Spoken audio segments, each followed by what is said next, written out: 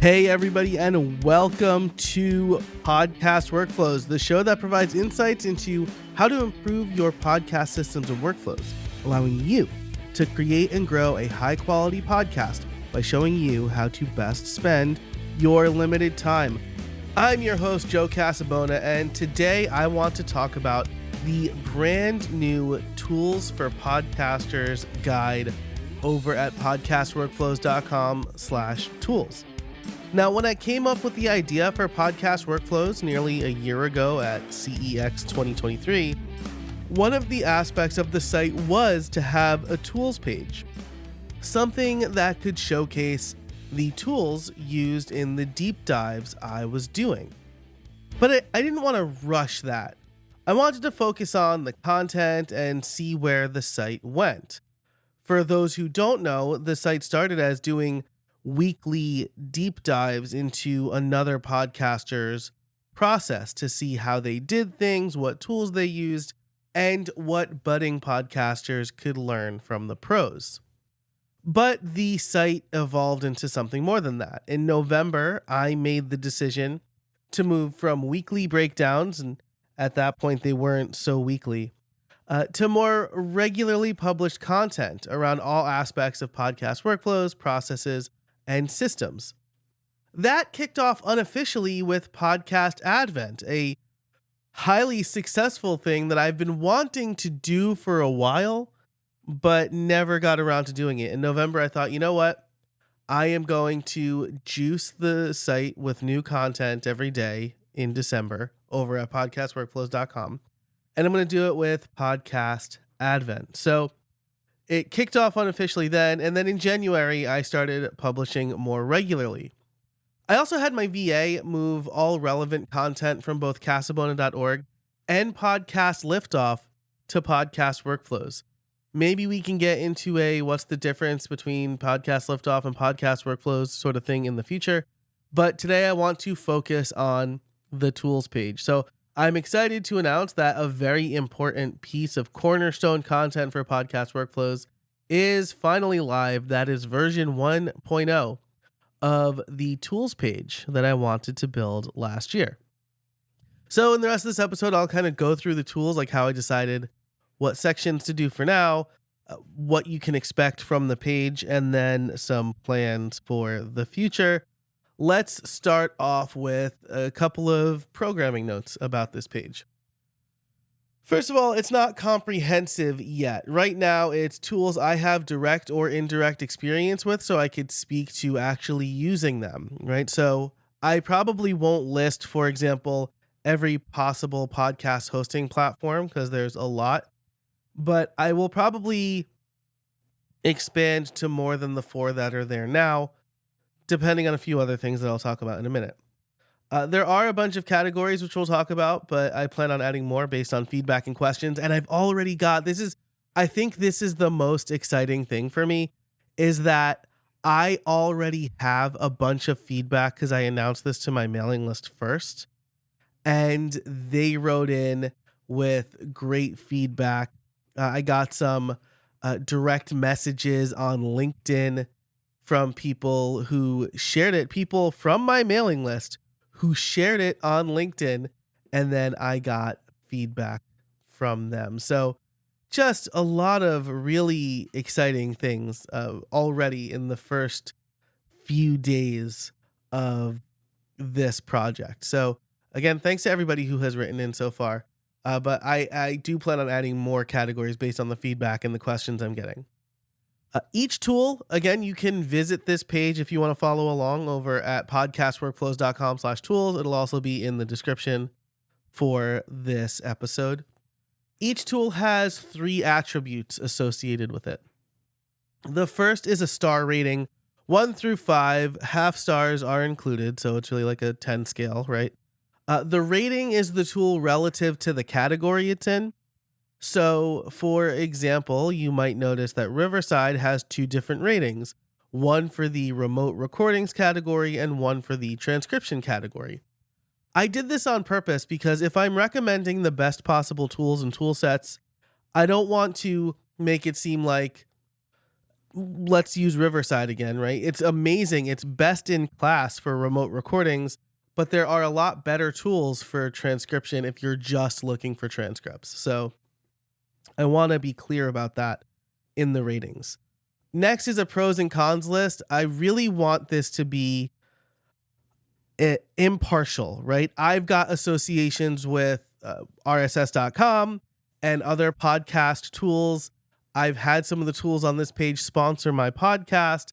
There are affiliate links, but I really want this to be an impartial set of tools so that people can make the best possible decisions. So the second thing after the star rating is a pros and cons list. No tool is perfect, and I want that to be reflected on the page. I've seen a lot of, I won't call anybody out by name, but some of the best content out there is the, best tools in category, right? Or what's the best website for blah, blah. And then you have either affiliate link farms who are just saying the best tool is the one with the best affiliate payout, or you're having tools in that category trying to rank for those keywords, and they're putting themselves first where there are no cons, only pros. I want to be as independent as possible in this, and I want to make sure that when I recommend something, I look at the good, I look at the bad, and then I make the best possible recommendation for somebody. So pros and cons list is crucial. And then at the recommendation of my friend Brian, he said that I should add like a scenarios section, and I'll get to that in a second, or I'll talk about that in the plans for the future. But basically what he meant was maybe you should list like who this tool is best for. And so I've also added a best for list, and this is the different scenarios for why you might choose that tool over the others in its category, right? So if people are like, well, like what's the difference between Riverside and Squadcast? I give them specific scenarios for why they might pick one over the other. So it's not comprehensive yet. There are several categories. I'm going to add more based on feedback. Each tool has 3 attributes: star rating, pros and cons, and best for list. And then number 4 in the kind of notes is it's not an affiliate farm, but there are affiliate links. I don't envision this as making a bunch of money for me, but I have put and continue to put in a lot of time to make this the best possible guide it could be. I want it to be a free resource for podcasters at any stage. And so if I'm going to make the time investment, then there does need to be some benefit for me for that time. I obviously don't want that page to be sponsored because, again, the integrity and impartiality of the page is really important to me. And so affiliate links are the best way for me to hopefully recoup a little money for the efforts of making this page while also ensuring that it remains impartial. Number 5 is there is a table of contents, so you can easily browse by category. That's going to be more crucial as more categories get added. So before we get to the plans for the future, let's take a look at the page. Again, you can follow along over at podcastworkflows.com/tools. So the categories I decided to go with at first are podcast hosting platforms, obviously, recording and streaming interviews, like tools for recording and streaming interviews, planning and organizing, editing, transcription, AI repurposing, private podcast platforms. That was really good because it allowed me to do some initial research on a long form piece I'm working on. And then scheduling, automation, and recording and audio tools. And so I won't go through all of the tools. Obviously, you can find them and see them yourselves. But again, each one has kind of a star rating. I have some text describing the service. And then I'll pick one at random. I guess I'll pick, let's just say Descript shows up a lot on this page because there's a lot of stuff. So for editing, Descript has a 4-star rating. If it was just for me, I'd probably actually really give it a little bit less, but it is really good for a lot of people. So the pros and cons. The pros, it's easy to use. You can edit audio and video by editing text. Great AI features built in, free to start, easy published to several platforms. And the cons is I don't think it handles complicated projects well. It relies on transcripts and you can blow through minutes quickly, and it doesn't support external audio plugins, and that was kind of the deal breaker for me. That's why I'm not using it anymore. But it is best for, and I'm really doing this so you can see how the best for section is formatted. It's best for if you want an all-in-one recording, editing, and publishing app, if you want to make simple occasional edits, and if you want to do first pass edits before sending the files to an editor, right? So if you have Descript and you want your editor to do like the final mix, but you don't want to have your editor cut things out, you can easily do the cutting yourself and pass it along. So that's how it's formatted. Everyone's like every sentence starts with if you, or if you want. So like maybe I should do best for if you want, but I don't know. The Yoast SEO plugin for WordPress like really yelled at me for that. It's like, hey, you have like dozens of sentences that all start with the same exact phrase. But I thought that was a good choice stylistically. The only other thing to note on this page is the recording and audio tools. There's not a pros and cons or best for because there's only two and they're very unrelated. One is iZotope audio plugins, and then the other is my podcaster's gift guide. So I don't have best for or pros and cons there. The gift guide, there are no pros and cons. It's just people who want to check out gear. I'm probably going to move that page over to Podcast Workflows. It's at podcastliftoff.com right now, but that's another thing for the future. So I'm really pleased with the way it turned out. Maybe at the end of this episode, I'll get into kind of how I put the page together, because I did get a question about that. Like, hey, what did you use for this? It looks really good. And that's also very exciting because I want this to look good and I want it to be easy to use. So that's the guide in its current form now. Here's what's up next. I want to add more tools. I want to add more tools to the current categories, and I want to add more categories. I want to fill out each section with more context and links to other stories on the site. So, for example, I have one or two sentences at the beginning of each section. I maybe want it to be a little bit more than that because I want this to be an educational resource as well. And since it's cornerstone content, I would like it to help direct people to other helpful stories. So, maybe I have a dynamic ads service section. No, I probably won't. But if I do, then I'll link out to my long form piece on the dynamic ads, my experience with dynamic ads. I want to create short form scenarios combining the tools to build kits for different podcasters. And the reason I say it like that, short form scenarios, is it's not going to be like these long form stories like, hey, you're Sally and you have a full-time job and you want to do this. It's more like if you are just starting out today, maybe these are the tools you want to use. If you're a solo podcaster, maybe these are the tools you want to use. If you're a host, co-host podcaster, if you do interviews, these are the tools you want to use. That's mostly what I'm thinking about for these scenarios.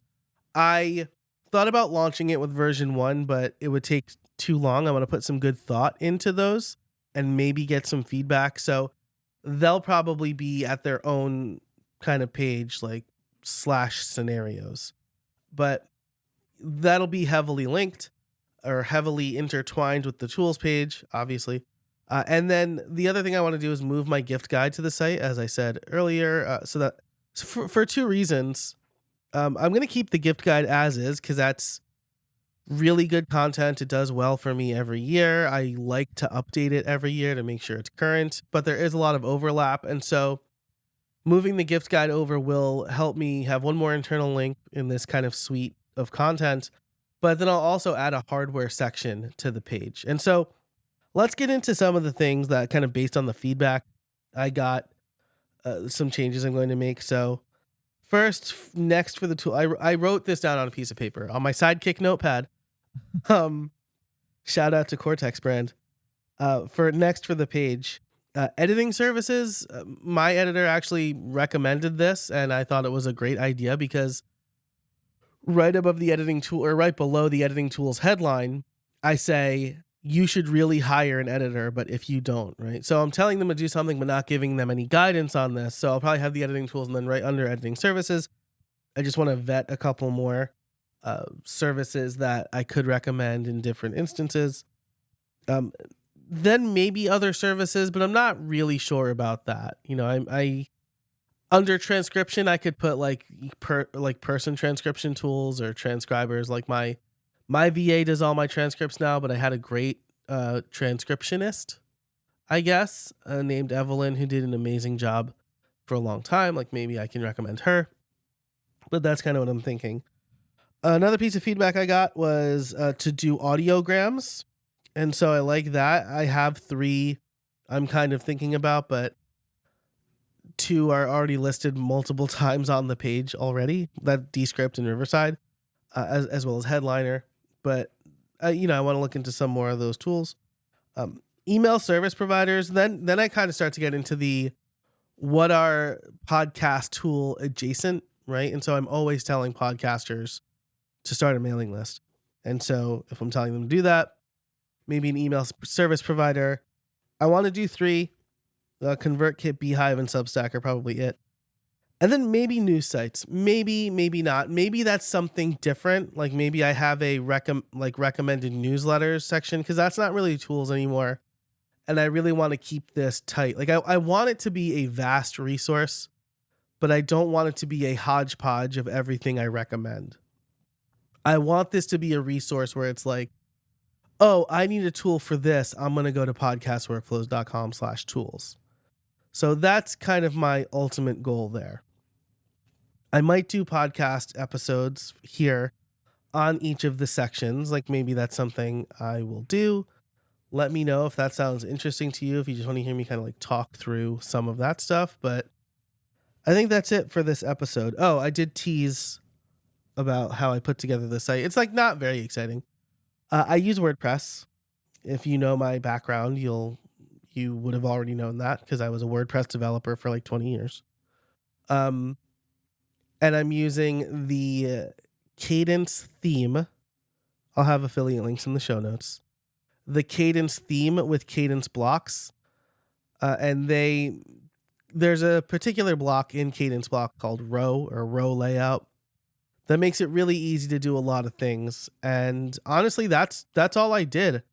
I use a button block for each of the links, and I used an app called Sip to get the primary brand color for the button, right? I didn't want to have a bunch of blue buttons or a bunch of gray buttons. So each button is the primary brand color. So like RSS.com's is orange, Transistors is yellow, Captivates is like this pink purple, Buzzsprouts is green. So I used SIP to get those colors. And then for the ratings block, Jetpack actually has a star rating block that's really good. And so I used that.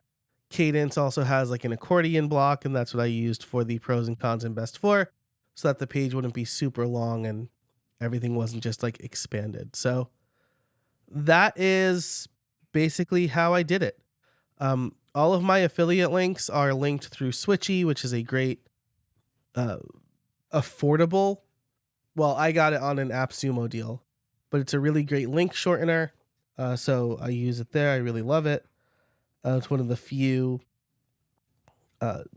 AppSumo deals that I've purchased that I actually use.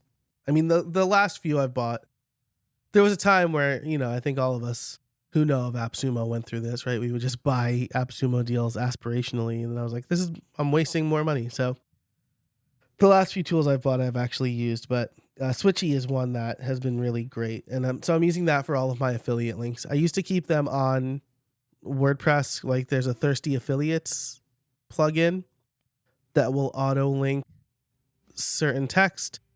The idea is that like anytime you mention RSS.com, it uses your affiliate link or whatever. And I just felt like that wasn't my favorite way to do it. And so I've decided to just use Switchy. So that's it. WordPress, Kadence theme, Kadence blocks, the Jetpack star rating plugin, Switchy for short links, and then SIP to get the brand colors.